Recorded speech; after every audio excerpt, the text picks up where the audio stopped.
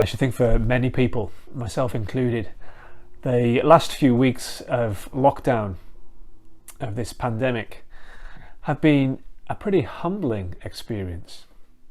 Let me try and explain what I mean by that in my own personal circumstances. For example, before this lockdown began, I'd taken up the hobby of photography. I was really enjoying it.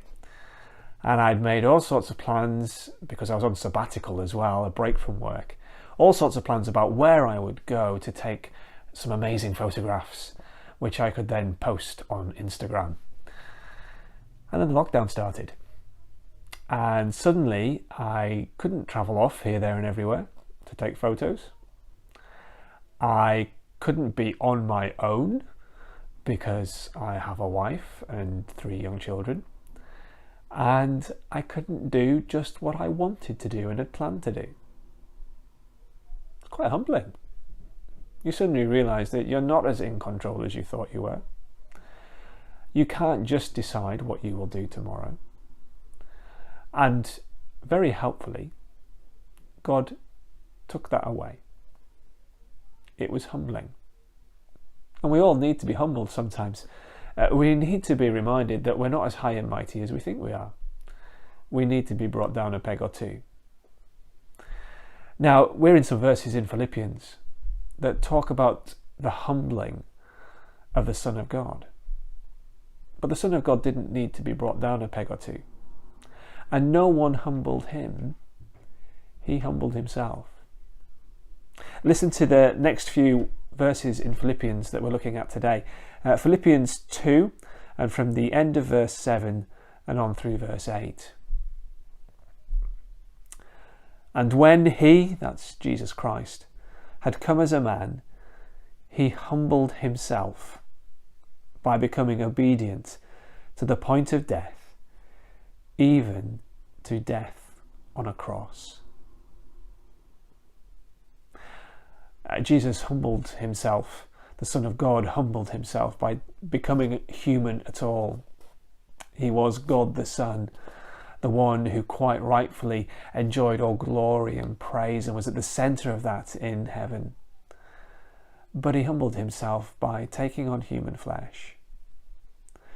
But then, having done that, which was humbling enough, he then even humbled himself by dying.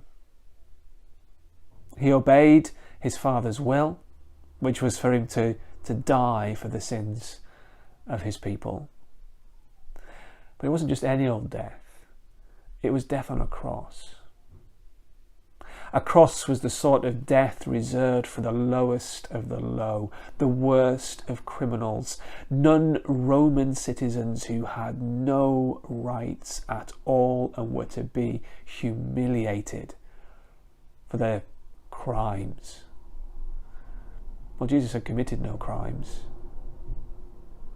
and yet he suffered the most humiliating death one can possibly imagine.